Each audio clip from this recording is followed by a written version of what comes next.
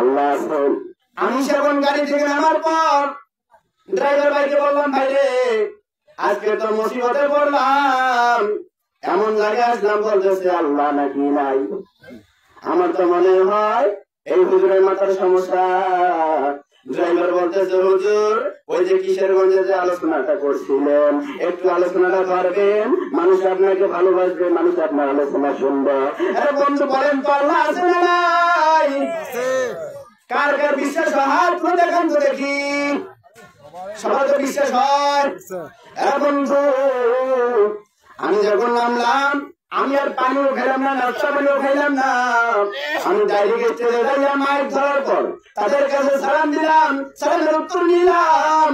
আমি মাইক ধরার পর বলতেছি, বলবো নাকি আপনাদের সামনে আল্লাহ আছে আছে আছে রে, আল্লাহ আছে না নাই? আছে না নাই?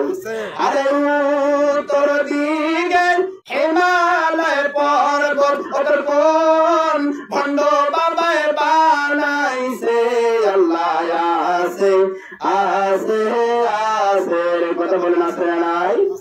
আমি সবাই কথা বললাম।